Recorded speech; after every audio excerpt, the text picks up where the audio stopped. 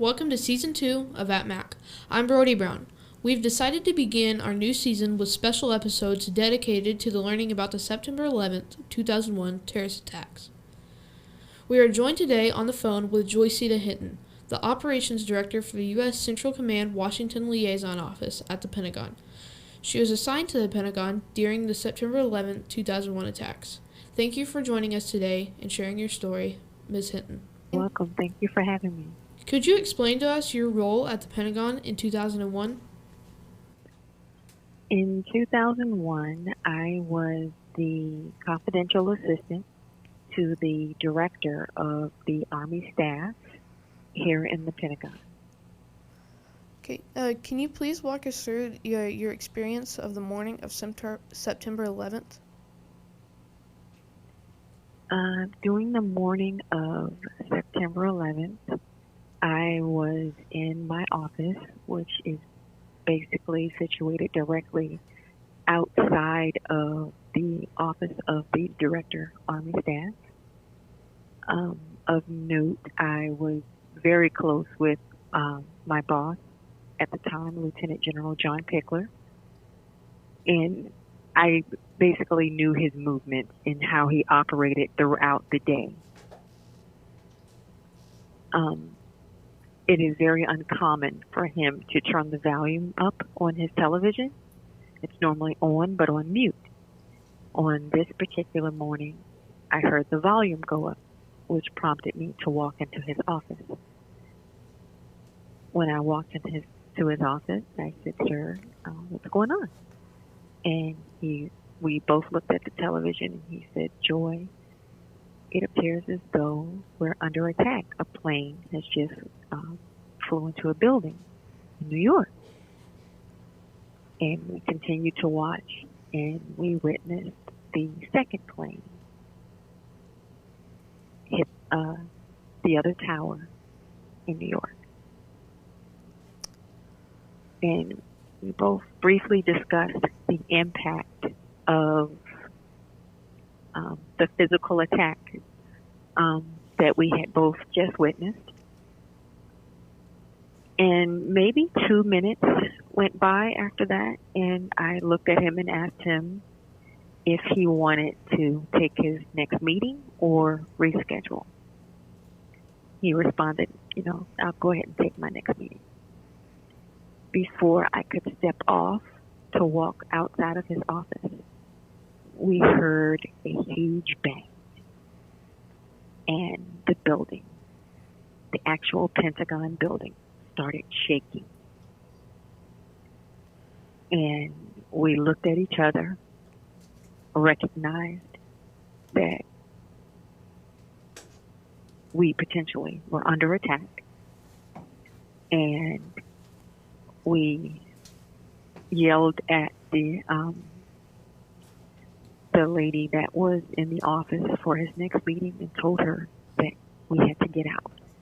So we all proceeded to run. When we opened the door to our office, if you look to the left, all you could see was fire coming at us. And so we proceeded to yell and scream to everyone in the corridor and the offices to get out and to run. And the Pentagon is set up in corridors, and our office was on the outside corridor.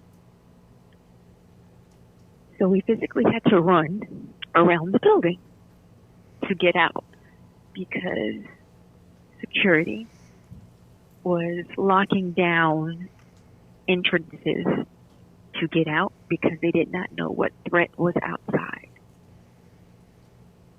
So they were trying to protect us. And we eventually got outside of the building and formed a group right outside of the Pentagon in the parking lot. And in doing so, we witnessed the actual collapse of the building that you historically have seen on TV, where the flag is draped over the building. We actually watched that fall. um, when we were outside, Secret Service, FBI, police were everywhere. And they proceeded to yell and scream for us to continue to run because the plane in Pennsylvania had not landed, and it was suspected to be headed our way. We then ran across the street, and the general shortly looked at me and said, "We have to regroup." And where the Pentagon is situated, there is a bridge that leads to another military installation called Fort McNair, which is approximately 5 miles from the Pentagon, if that. So him and I proceeded to walk from the Pentagon to Fort McNair. And although it was heavily protected by police, his mere presence and him articulating to them what our intent was, they allowed us to walk to Fort McNair. He then took command control over that military installation. We made numerous calls to see basically accountability for those that was under his charge. And then he looked at me and said, "We have to go back in." So we had a military police officer escort us back across the bridge, full speed ahead, and we went back into the building, even though it was still on fire. And we set up shop in a safe location and proceeded to work approximately 20 to 21 hours a day until we were physically able to return to our office. From that Tuesday to Saturday, I did not go home.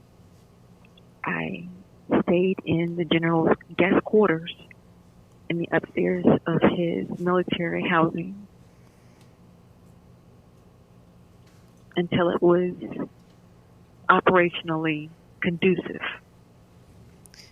for us to go back to a normal work schedule. Yes, a minute ago you said that you had to run away from the building that had been attacked and run downstairs just screaming at people to get out. What floor were you on, and how long did it take you to exit the building? We were on the 3rd floor, executive corridor, and I would say it took us maybe 20 to 30 minutes. Because you have to keep in mind that it's the entire building that's evacuating, not just a small section. You said that whenever y'all ran outside and watched the building collapse, what was the environment like following the attack? Somber, anger, frustration, a lot of sadness and fear, because you knew that people were on that plane. You knew that offices were occupied, that the plane hit. And out of nowhere, those lives were lost. How now is your life different following the attack?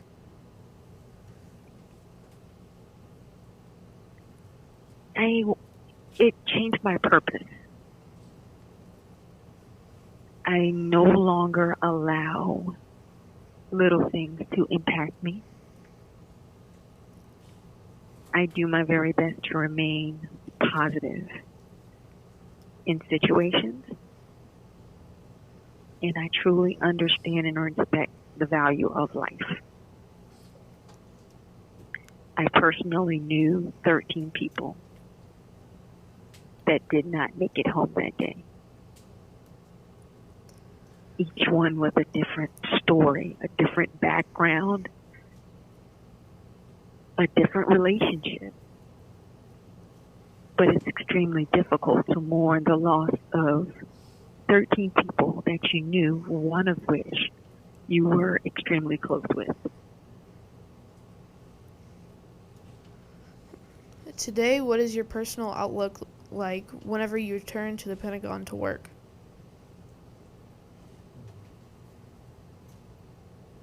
I have a clear understanding of what my decision was to continue to work here. As a soldier, as a retiree, as a civilian, I have dedicated my life to the military, to the government. Yeah. I understand what it means if the fire alarm goes off or if something's not right. You just have to trust your gut and pray that you're making the right decision. Yes.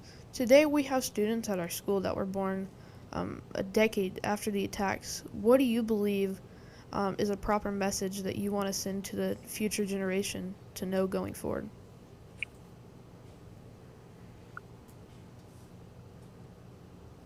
To not view the day lightly or view it as, oh, that just happened.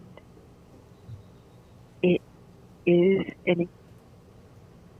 is a significant impact in time that America was a victim of terrorism on American soil. And that you can't predict or say it'll never happen again because you don't know. So you have to always be vigilant and be aware of your surroundings. Yes. Thank you for sharing your story with us today, Miss Hinton. And we'd like to thank you for your service to our country. You're very welcome. That is it for our episode of At Mac. Thanks for joining us.